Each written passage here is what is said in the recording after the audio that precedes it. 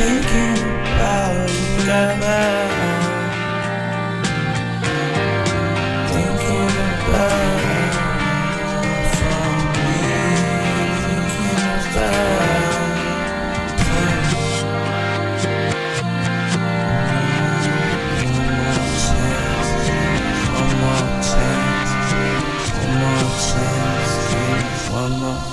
What's hurting you? No, not me. It's them. It's everyone. It never stops.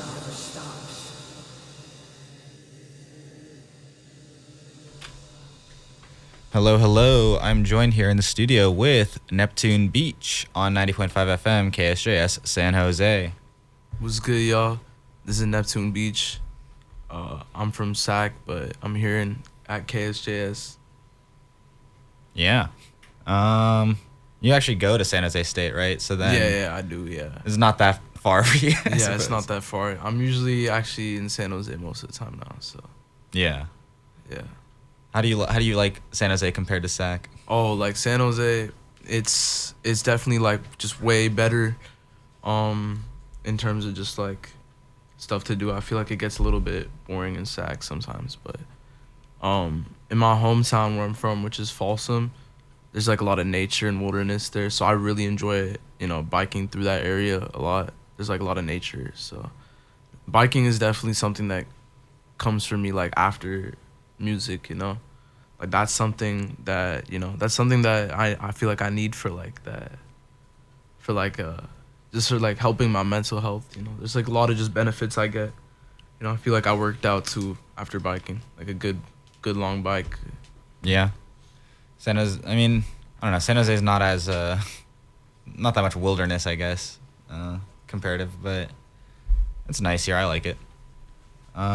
We just played Crushin', which is a song you dropped in May. Yeah. What were you aiming for, like, with that song? Is it like a lead single to a potential album or something, or? It was definitely that. It was also just like a song I wanted to just put out there, just to show people I'm like trying to switch up the sounds a little bit. I've been working with this producer. His name is Bryce BXO. We've been cooking some music. His sound is like pretty, like he can do a lot of like shoegaze, that whole like Dean Blunt sound, which I feel like I'm definitely trying to tap into more, like a little bit of a more like raw vintage indie sound, because I feel like indie music nowadays is just like it sounds corny now. Like you see what's on TikTok, like you're seeing all this like overly like positive, like I feel like it's just not like there's no like feeling in it. And I feel like with this song I was really trying to like just capture like feeling. Like the last two singles, I feel like the songs have a little bit of like a more vintage vibe to them, where I'm just kind of experimenting with vocals. And I feel like these last two tracks I've just been experimenting with vocals a lot more, like pitching them up, pitching them down, like Igor, by Tyler, how he had that pitching stuff. So I've been like kind of leaning into that. Okay. Would you say that a lot of like modern indie sounds like too commercial, I guess? Commercial, yeah, exactly. Like there's just so much music nowadays that's like I feel like people would I get like that Steve Lacy comparison a lot, in high school when I dropped my first album. Just because I was like kind of using a guitar and I had like that whole like pretty DIY process of creating songs, but I feel like that I'm just trying to, I feel like everything sounds like it's trying to be Steve Lacy, you know what I mean? So much of the music nowadays, even Steve Lacy's like switching up his song, like he dropped some like drum and bass song. Oh, I haven't heard much Steve Lacy since Gemini Rights, really, but really, I haven't been tapped in. Yeah, he's definitely like leading to drop something, but yeah, I'm dropping something too. Okay. Do you have any other? What do you go for in like a rollout? Like, how many singles would you say? With rollouts, I feel like I just realized in general with just like creating music, I feel like people get lost because they think they have to chase the audience, like super, like they have to chase the audience. They be doing too much, and I feel like it does tamper with the art a little bit. It like I feel like when you strive to be like commercial and try to attract like a big audience, like that's when you're like doing music wrong in the first place, you know what I mean? So I feel like it's just, you know, I'm definitely trying to keep it a little bit low key. Like I want to attract the right people to the right music. And I realized too, rollouts before albums, like people stress on them too much, or rollouts before singles, because I feel like there's all the time in the world to like roll out more music. Because like with one of my songs that blew up, like I promoted that song, you know, like months after the song was already out, and like no one really like peeped it like that. So that kind of taught me that like you have all the time in the world to just, you know, do what you have to do. Like people want to tell you to just like start working like so hard, and like, I mean, and working hard is important, but it should feel natural. Yeah. You know, I feel like if you're creating art or trying to promote art, and it doesn't feel like natural to your like aesthetics and, you know, what you're trying to do, then it definitely kind of loses the plot a little bit, like artistically. So you know, Yeah. I try to keep it pretty minimal with like just some, you know, visuals, like aesthetics of you know, the album and stuff. Definitely. Yeah. You mentioned trying to like tap into like new sounds and stuff for like the upcoming album. Would you ever do something like electronic at all, or are you gonna stick to the indie kind of sound, like Dean Blunt-ish? Yeah, like you're trying to do. Not even Dean Blunt, but I'm really trying to lead into like I'm trying to. I feel like I might switch over to electronic in the near future, but I've definitely been like leaning more to like the like synth pop, like 60s psychedelic pop era of music, like you know, the Beatles, or like you know the band Part Time? Yeah. The Part Time sound, like I'm really trying to go on that like synth pop, like I feel like that's that real indie shit, you know, that DIY. Like I might want to record music on like a tape recorder too. You can't say. It's fine. I dumped it. It's fine. No, it's not a problem. Okay. Okay. Yeah. Tape recorder.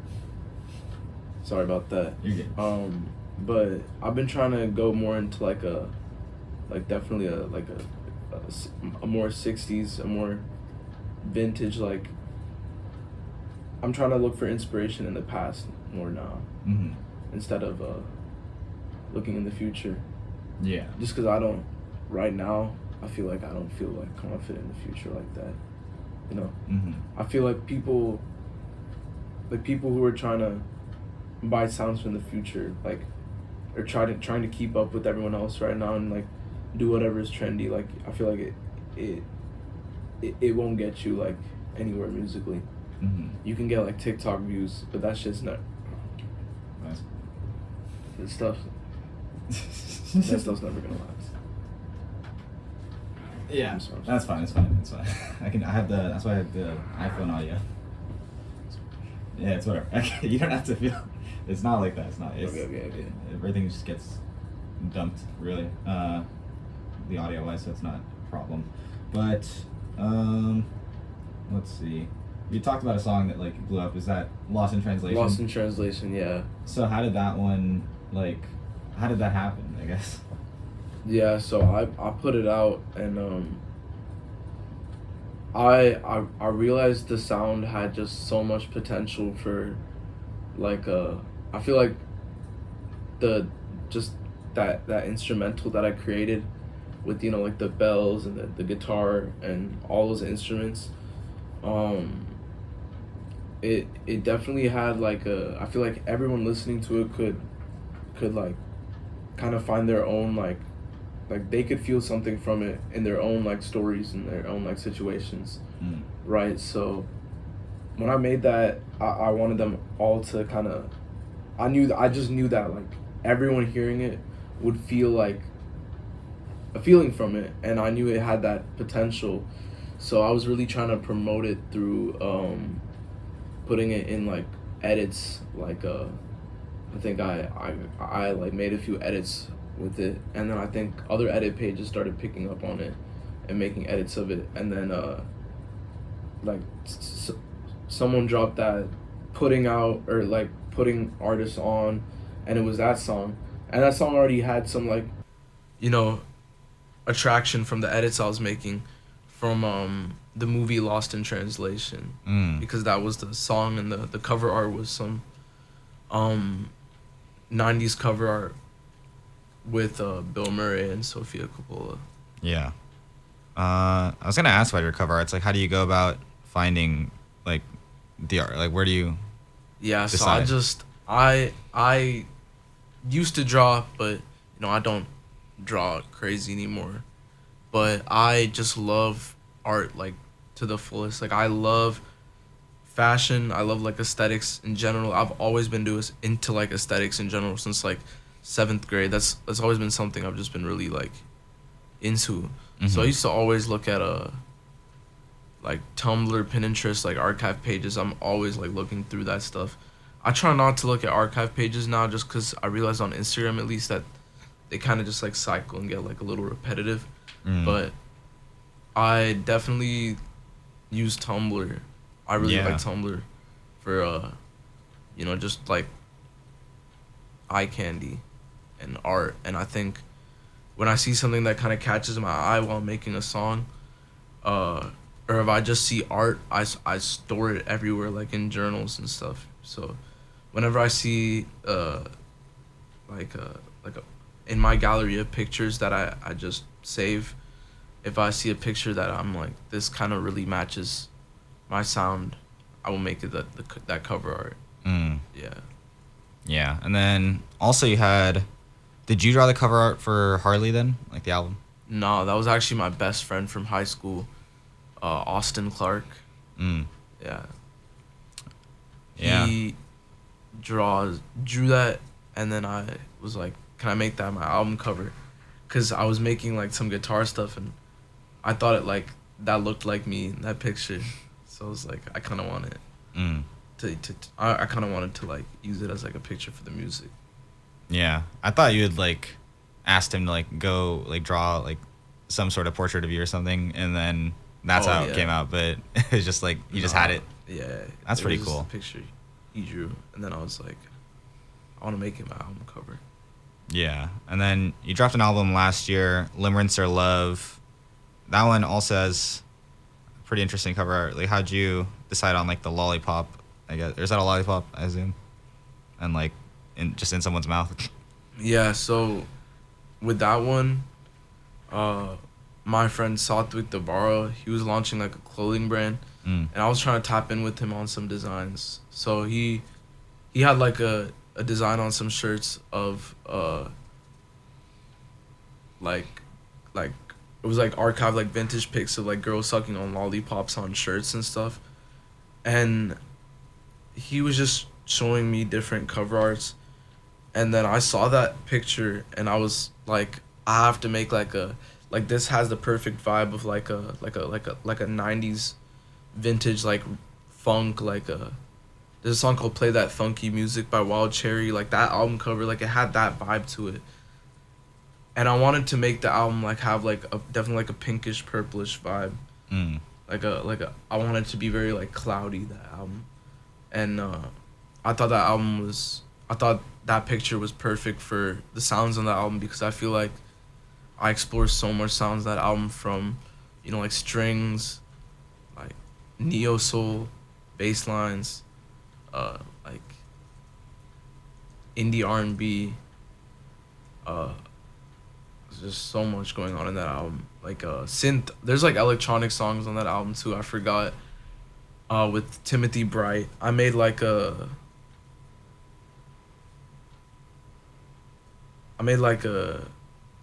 breakcore beat in SJSU. I made a breakcore beat in my class, and I was trying to show it to my friend. He's like, oh, like I was locked in on class, so he didn't want to hear the beat, but it was just crazy. And I hit up like one of my favorite rappers in the underground, Timothy Bright. Timothy Bright is, I found him through Kevin Abstract actually, Oh, really? and yeah, and he was on like a server, so I met him online, and I hit him up like on a new account, and so he didn't recognize me, but like I've talked to him like a few times online like before, but he's also friends with this other Sac artist called, actually wait, I'm not really sure, but there's like a picture of him with like Freddie Dredd. Oh. He is in that like same like, Yeah. alley like music, but like I feel like Timothy Bright is definitely one of the best like producers I knew too. I was always trying to produce like Timothy Bright, Yeah. and I hit up Timothy Bright, and then he snapped on that feature, and I was like, I have to put this on the album because I wanted like a few hype songs on the album. I feel like I always try to have like a few hype songs because like I feel like I like making sad albums, but there has to be like a few songs that are like hype. And especially with that album cover, that's when I started making "You Are My Heart." I was just playing chords, trying to make like a dance song. Yeah. So, yeah. I mean, that "You're My Heart" song is with Shorties. Who Yeah. We're both friends with. We actually played a show with Shorties, or Oh yeah. technically not Shorties, but another band they're both in. Sip Club. Yeah, Sip Club. Shout out Keisha out and Sip Tommy Club, yeah. and Sip Club. And I think that was Flower, not Sip Club. Flower. Yeah. Yeah, Flower. They're in a lot of bands. So it gets a little confusing. Sip Club was playing instrumentation for you. Was doing Yeah. instruments for you. Yeah, That They're was your band. really nice. Yeah. They killed that. I'm definitely like hitting them up when I'm doing like world tours and stuff, When I'm doing world tours, they're gonna be there Soon. by my side soon. Yeah. Have you played a lot of live shows? Yes, actually, growing up since middle school, I've been like a live performer in bands. I would play bass in my middle school jazz band. I performed guitar for my school and sang like multiple times.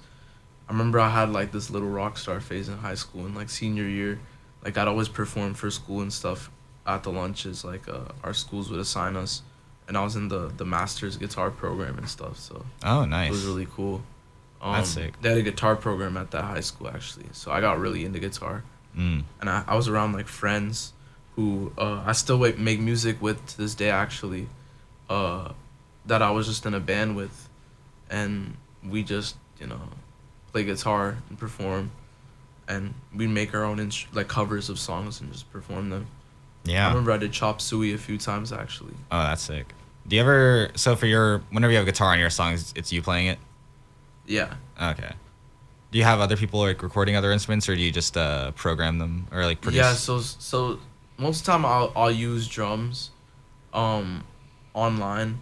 Like I'll make drums online. Yeah. But sometimes I'll hit up K-Shop actually on Sip Club and Flower to play some drum loops for me. Yeah, he's cracked. Yeah, he's hella cracked. Oh, You're good. I say that? Okay. And he sends me the drum loops, and then I'll match it up with a BPM and just record guitar over it. That's what I did for Lost in Translation, You Are My Heart. So Keshav's on. Well, Keshav definitely on You're My Heart. I didn't know he was playing drums on Lost in Translation. Yeah, he did the drums on Lost in Translation too. Yeah. He had like this whole drum pack of like 10 different drum loops, and he just had this little 10-second drum loop, and I just worked with that for the song. Yeah. Do you feel like that song being so big is like has brought a lot of people to your music? I guess just like to listen to other stuff too. Definitely, and I feel like I just want everyone to just soak in like everything, I want everyone to explore my discography and look through like all my music, and especially that my new album I dropped, Limerence or Love. I feel like there's so much I feel like there's so much just bangers throughout that album. Mm-hmm. Yeah. I was like in we already talked about Kyoto and You Are My Heart, but I also what's another one? I liked Take Your Mind Off It a lot, yeah. I'm glad you like that one. I produced that one too, actually. The drums were like on FL, because I used to make like Cardi beats in high school before I even made like indie music. Yeah. Yeah, so I always had just like beat making experience, actually, because I used to see K-Shop making beats, and I wanted to produce too. I was inspired. So, yeah. You've been producing a lot. I checked your SoundCloud. You have like a lot of stuff that's like produced by you. Yeah. Yeah. So then, do you feel like you like working on your own production more, or like when someone produces for you? I think I like it equally, but I think I definitely take my own production a lot more serious.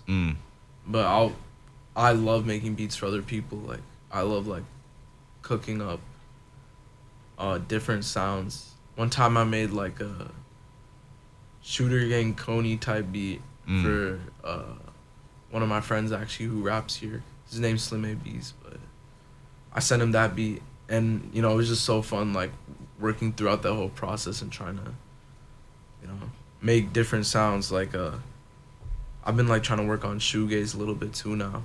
Yeah. Definitely going more into like a shoegaze direction.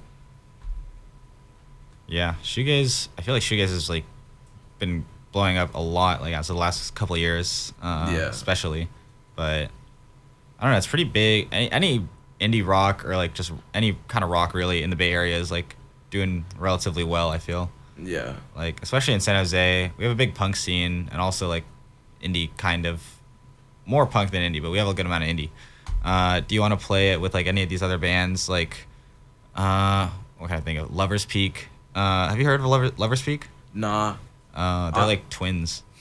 I really do want to check out, like, I've never heard their music, but I low-key do want to like tap in with more like artists in the Bay who are like more on like shoegaze.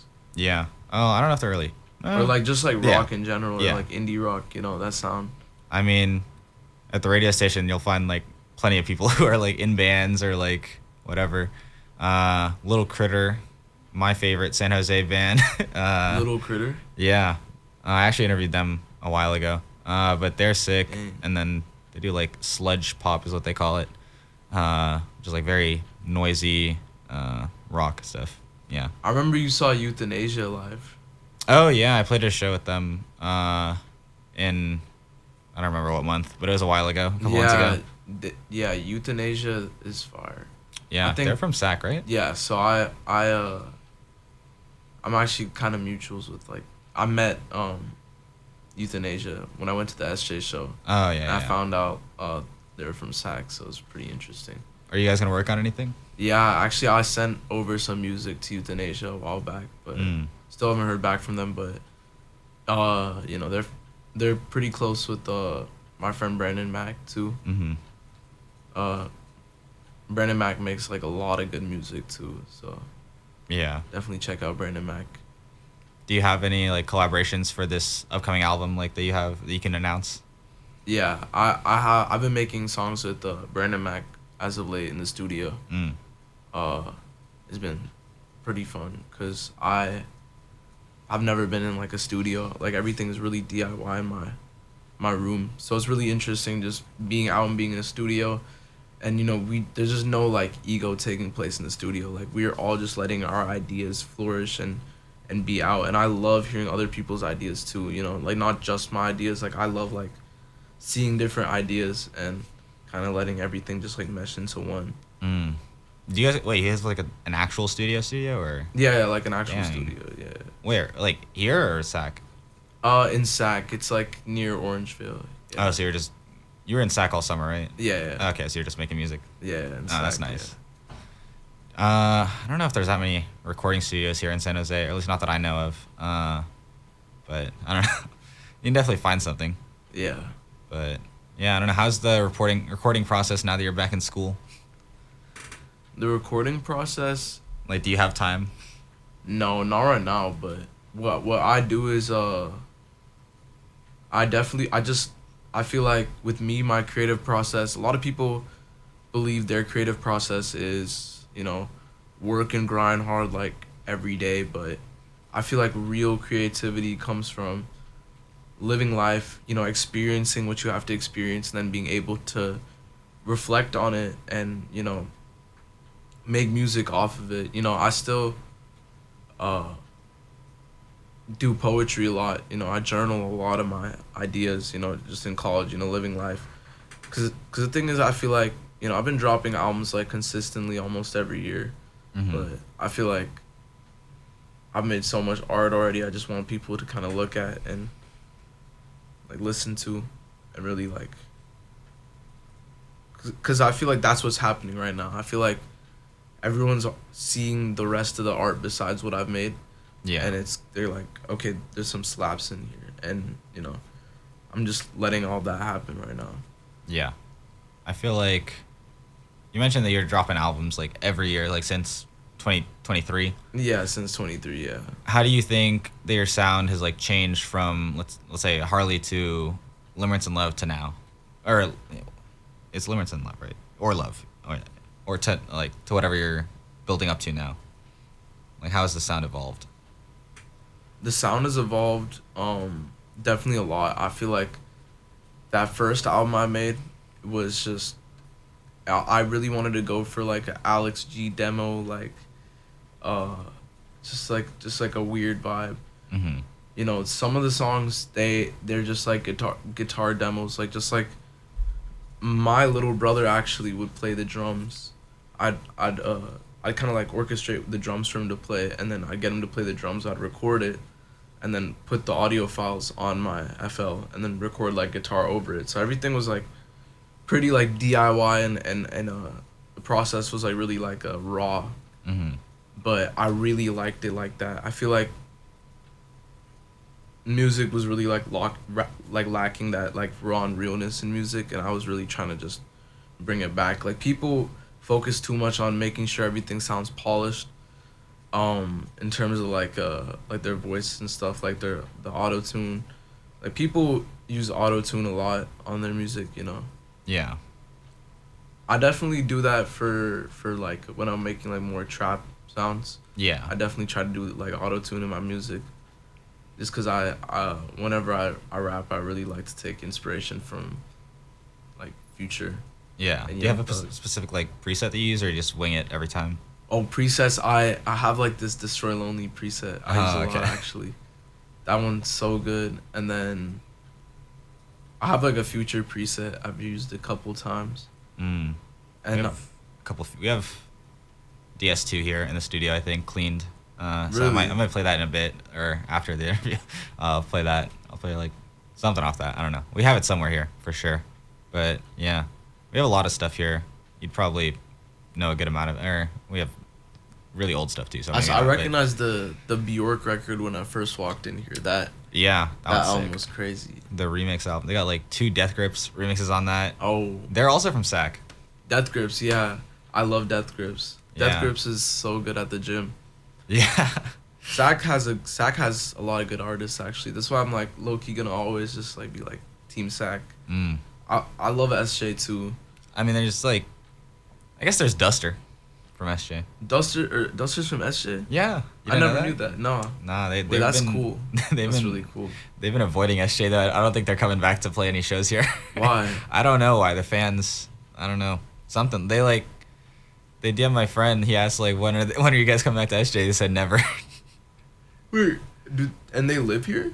I don't know if they live here anymore, but they were from here originally. Oh. We also in SAC, we have Death Grips, Papa Roach, and Deftones. Yeah. Those are like my three favorite SAC artists. Deftones just dropped a new album. I heard the first song. I haven't listened to it, but is it good? The first song sounded really good, but I wasn't able to finish the album. Okay. I lost my AirPods. Oof. You found them? No, I still haven't found them. That's tragic. Okay, let's see. Have you watched the Lego Pharrell documentary? Yes, I did. I rated it on Letterboxd too. Oh yeah. I gave that like a 10 out of 10. Follow me on Letterboxd. My Letterboxd is Rashab is cool. Rashab is cool on Letterboxd. You heard it here. But yeah, I really like that movie. I felt like his just general like trajectories are like kind of reminiscent of mine. Mm. Yeah. But, you know, I'm not trying to be like Pharrell though, but I felt inspired by Pharrell definitely because I feel like that's my favorite artist at the end of the day. Mm. You know, I feel like Pharrell, his chord progressions with, you know, Chad Hugo, they're like Stevie Wonder inspired, Yeah. but he used these modern like instruments like synths, and I feel like, you know, Stevie Wonder is definitely one of the best. Yeah. But I feel like Neptune's is like that modern Stevie Wonder. And you even got Neptune in the name. Yeah, exactly. Neptune Beach. What other things do I have? Oh, what's your favorite fruit? I'm just doing some random questions right now. Bet. Favorite fruit would be like banana. Banana? How come? I just when I was trying to lose weight, when I lost some weight, I remember I used to snack like after eating my lunch like with some sweets. Mm. But I remember replacing that snack with bananas, and that really helped. Yeah. And then also when I put it in the shake, it's like the only thing that gives the fruit shake like sugar. I feel like when I cook like berries and strawberries, it's like kind of sour. But I like That's putting fair. banana in my shake. Because bananas aren't sour at all, really. I don't have any citrus or anything. But I'd say my favorite fruit probably... I have to go with mango or like grape or banana probably. Yeah, banana's up there for me. Really? Yeah, I like it. They're just easy to eat. Same thing with grapes. Grapes But- are good too. Yeah. Do you watch a lot of movies? I love movies. What are yeah. give me your top 4. Your Letterboxd top 4. Okay, right now, I've been really into this movie called Adventureland. Adventureland, it's Jesse Eisenberg, Kristen Dunst. Yeah, Probably. and man, like that movie is so sad. That movie like really touched me like right here, Mm. and so that movie is one of my favorites right now. And then Spirited Away, Eternal Classic. Sunshine of a Spotless Mind is my favorite Mm. of all time. That movie made me cry. It was the first movie like that also touched me like that. I love like those sad like movies that make you think about your like girl in life and stuff, you know what I mean? Yeah. Jim Carrey also one of my favorite actors. My favorite movie all time is Truman Show. Truman Show is a valid pick. Yeah. And then I also like... You mess with Speed Racer at all? Speed Racer? You ever watch that movie? No. Oh, that's insane. It's the same director as The Matrix. Really? Yeah, it's like kind of cheesy, but it's like a futuristic car racing movie. And then it's all about capitalism. In the end of the day, it's all about capitalism.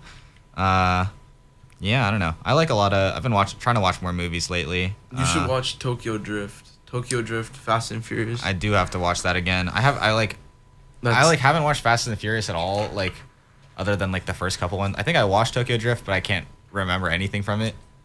But yeah, I have a lot to catch up on. Yeah. You have any? I have a movie list of movies to catch up on too. Yeah, mine's. I like have the list, and then I just end up watching something like not even on my list at all, and then it's fine. I'll just watch the rest of it later. That's how it gets. Yeah. Let's see. Do you have any other shows coming up or anything? Like live shows? I haven't had any shows coming up yet. I think I might do something with like Zip Club or Flower Mm. in San Jose. Oh yeah, Keisha was texting me looking for a venue on that, but there's like no venues in San Jose anymore. It's crazy. Oh, I heard about that. Like, I mean, you can go Cottery Den maybe, but like I don't know. That's like kind of far from campus. I mean, I don't know. It doesn't really matter how far it is. I've but- always wanted to go to Cottery Den. Oh, you haven't? Yeah, you know Francis? Yeah. Yeah, Francis is He works there. Yeah. I think he's in LA right now though, but Shout out him. He's Yeah. always on some crazy like he's doing a lot of stuff for like Making moves. sports and stuff too. yeah. Yeah, he's sick. He was at that other show we played, and then I played a show. It was like a fashion show, and I was DJing that, and he was there. That's fire. Although I don't think he took any pictures of me. So, I was low-key mad at him for a bit, but I didn't know it was him that was taking the photos. But then he was chill at the other shows. Oh yeah. Like he I don't know, he did me, he didn't do me dirty in the pictures. That's good. Yeah. I don't know. There's not that many spaces in San Jose to perform. Does SAC have like a lot of venues? SAC. There are some clubs, but I haven't really like checked out the SAC club scene like crazy. I think I definitely should tap in though a little bit. Yeah. So you want to play like more at like clubs than like, I don't know, like random spaces? Nah, I don't really want to perform at clubs, but I feel like right now I'm just like kind of on like a like I don't know if I'm trying to do shows right now. I'm just more trying to just live and maybe go to shows, like maybe just check out shows. Yeah. And kind of experience like that whole side of life. Yeah, there's always stuff happening in San Jose, I guess. More for like the punk shows, really. Yeah, I went to a punk show in San Jose. That was crazy. Which one? Who'd you see? Or like where was it? It was in this like Mexican restaurant. I'm not sure which restaurant it is actually. I can't think of it right now. I know when they've been doing indie rock shows in a Chinese restaurant recently. Really? Yeah, it's Jade Cathay. I think they have one tonight actually, but I don't know if I'll be able to make it to that one. I want to though. But where is it? Jade Cathay's, it's in downtown. It's just like, I'm not sure what direction. It might be like east or something, but it's like nearby enough that I would go. I think some of my friends' bands are playing maybe, but yeah, I don't know. I wanted to go, but I don't think I have time today. Moving on. It's like that. Anything else? I mean, I'm kind of out of questions, but anything else you want to like shout out or anything? Yeah, so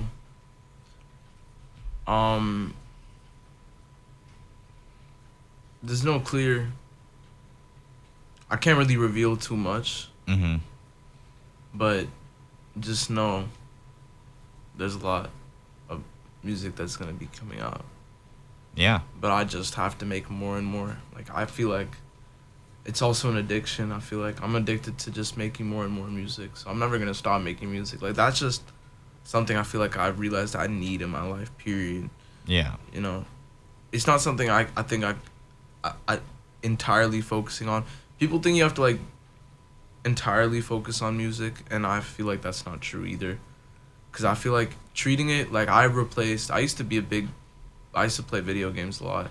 Yeah. But I kind of replaced that with just like making music instead. So I feel like just when I had that mindset that it was just, you know, more of a fun hobby, I feel like that's when you make like the good stuff, because you're just viewing it as art instead of something that it's like you keep on working on until you get tired of it. Yeah. You know, and you let your ambition consume you. That's something I'm trying not to let happen to me, you know? That makes sense. You just had to like feel the like inspiration when you feel it, not just like grinding. It makes it feel like more of a chore, I guess. Yeah, than, like, exactly. It should be. If Yeah, you're doing something you love. I feel like I just have to take my time with projects. Yeah. That's Maybe a good. I should take like a year or two. I don't know. I haven't like decided anything, but I feel like I really want to make sure like my next project is like good. But I don't want to fall into that trap that, like, you know, shout out A$AP Rocky. That's one of my favorite rappers of all time. You know, I love him fashion wise too. One of my biggest fashion inspirations. But you know, he definitely got trapped with like you know, because I feel like all artists at the root of it, like, we're all perfectionists. So I feel like he definitely had that sense of you know, like, is this album complete? Do I feel like this album is completed? So, yeah. you know, I don't want to fall into that trap, because it's he still hasn't dropped it, and it's been like he's Yeah, it's announced not- it over I don't know when 5 it's years coming out. now. So yeah, He's been saying every year it's dropping. Like, maybe this is the year. Probably not. yeah. But I think people are like, oh, why are you teasing? But I feel like at the root of it, he's just a perfectionist. You know? Yeah, I think at that point it's better just like not say anything. Yeah. And like, maybe I feel like that's what Frank Ocean's doing. Like, he's just not gonna say anything, and eventually he'll just drop an album. Yeah. Eventually. But I don't know if that'll ever happen actually. But I'm hoping. Yeah, I don't know. Where can the people at home find you? Anywhere. Yeah, so I'm actually on all streaming services. I'm on SoundCloud. I'm on Spotify, Tidal, Apple Music, pretty much everything. I'm on Shazam too. I'm on Nice. TikTok, so I'm on Instagram Music too. So if you wanna peep Neptune Beach, just search up Neptune Beach, all lowercase, both those words, and yeah, Yeah. I'm there. And Thank you. Check out all my music. Check out my albums. I just dropped an album too, Limerence or Love. September. 24. Of 2024. I don't know if it was September 24th. I think it was September 9th. No, I'm not on the 24th, but like 2024. Oh yeah. Yeah. In 2024, I dropped an album. Yeah. I still feel like I need the world to listen to more of that. So. Yeah. Listen to that, and then he'll drop the next album if Yeah. it's enough listens. So Exactly. do that. Once again, thank you to Neptune Beach for coming into the studio here for the interview. Thank you. Yeah, and then right now we're going to play Lost in Translation. So stay tuned. Only on 90.5 FM, KSJS, San Jose. See ya.